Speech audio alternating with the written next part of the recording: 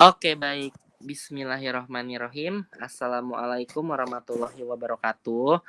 Oke, anak-anak, ini sebenarnya kita udah ganti bab nih. Kalau di kelas kita udah ganti bab ya seharusnya ya, tapi karena ini OSA, karena ini olimpiade, jadi Bapak, apa namanya, masukin ini ke dalam satu bab besar namanya asam basah ya. Jadi kalau kalian yang nonton video ini buat belajar di kelas ya, ya ini udah masuk bab baru. Tapi kalau buat belajar olimpiade masih masuk satu bab besar yaitu asam basah ya.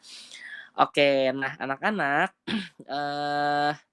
pertama-tama kalau kita mau sebelum kita masuk ke titrasi asam basah, Pak Budi di video kali ini mau minta kalian untuk bisa membuat sebuah reaksi penetralan ya.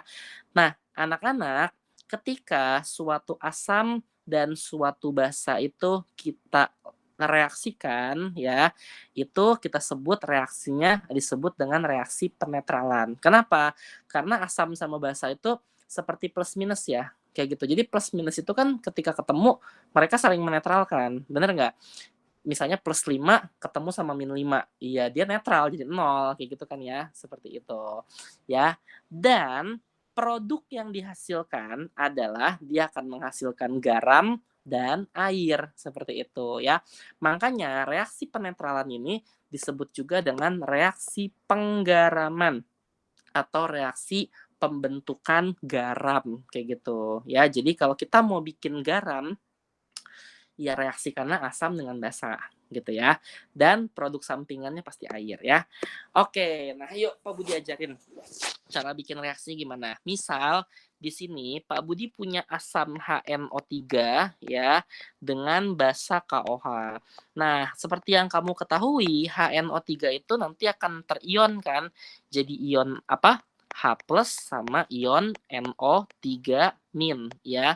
KOH akan terion menjadi K plus sama apa? OH min. Oke. Nah, anak-anak, tadi kan produknya asam sama basa itu akan membentuk garam plus air ya. Yang paling gampang airnya dulu. Airnya itu berasal dari mana, Pak? Ya berasal dari kita udah belajar ya, air itu terbentuk dari ion H plus sama ion OH min. Jadi H plus sama OH minnya nanti akan ngebentuk H2O, akan ngebentuk yang namanya air. Berarti garamnya itu ya sisanya K plus sama NO3 min. Garam yang kebentuk adalah garam KNO3. Seperti itu ya. Oke.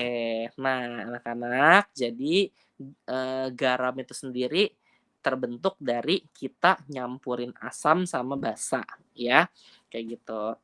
Dan jangan lupa karena ini sebuah reaksi, pastikan kiri sama kanan semuanya sudah berada dalam keadaan setara. Paling gampang, lihatlah garamnya, KNO3. Kak, apakah udah sama kiri kanan? Oh, udah Pak, kebetulan udah sama jumlahnya. NO3, apakah sudah sama kiri kanan? Udah sama. Berarti kalau misalnya dia sudah sama, bisa kita asumsikan reaksinya pasti sudah setara, gitu ya. Oke, nah sekarang nomor 2. Pak Budi di sini punya H2CO3 sama NaOH. Yuk H2CO3 dulu yuk. Kalau kita ionin akan menjadi ion H plus sama ion CO3 2 min atau min 2. NaOH akan menjadi Na plus sama OH min. Tadi yang ngebentuk air apa? Oh iya, H plus sama OH min Pak. Ya sudah, berarti nanti dia akan menjadi H2O. Lalu Na plus sama CO3 2 min berikatan ion yuk kita kali silang jadi yang namanya Na2CO3. Benar ya? Seperti itu. Oke, jangan lupa ini adalah sebuah reaksi yang harus setara. Paling gampang cek dari garamnya. Na2 di sebelah kanan Na-nya 2. Oh, di sebelah kiri Na-nya cuma ada 1, berarti 2. Gini kan sebelahnya. CO3-nya di sebelah kanan 1, di sebelah kiri sama-sama 1. Oke. Nah, berarti anak-anak langkah terakhir cek hidrogennya ya. Selalu cek hidrogennya. Oksigen belakangan aja, pasti menyesuaikan dia ya. Cek hidrogennya, ini ada 2 hidrogennya, bener nggak? Ini dikali ke sini 2 juga, berarti totalnya di sebelah kiri ada 4. Berarti supaya di sebelah kanan hidrogennya juga ada 4, maka di sini tambahin 2 H2O. Gitu ya cara nyetarainnya ya. Oke, terakhir yang nomor 3, di sini misalnya Pak Budi punya H2SO4 sama FeOH3 ya. H2SO4 ditambah FeOH3. Berarti kalau kita ionin sama kita, ini jadi ion H+ sama ion SO4-2. Bener ya? FeOH3 itu menjadi ion Fe+3 sama OH-. Oke, berarti kalau misalkan di sini kita bentuk H+ sama OH- tadi ngebentuk air, ya kan, ditambah H2O kayak gitu. Nah, Fe3+ sama SO4 2- kita kali silang ya. Berarti Fe dikali 2 gitu kan, untuk kelas 10 ya. Fe2 SO4 dikali 3 jadi SO4 dalam kurung 3. Nggak boleh ada yang bilang SO12 ya, ini materi kelas 10 nih ya. Oke, yuk cek patokannya dari garamnya. Fe-nya udah sama belum kiri kanan? Belum. Kanannya 2, kirinya harus ada 2 juga ya. SO4-nya juga dia mintanya 3 kali. Sementara di sebelah kiri SO4-nya cuma ada 1, berarti 3 SO4. Begitu ya. Next, selalu cek hidrogennya ya terakhir ya.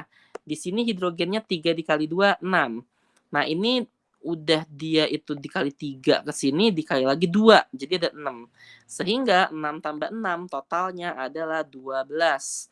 Berarti di sini harus ada 12 juga. Sehingga 2 dikali berapa supaya hasilnya 12? 6H2O.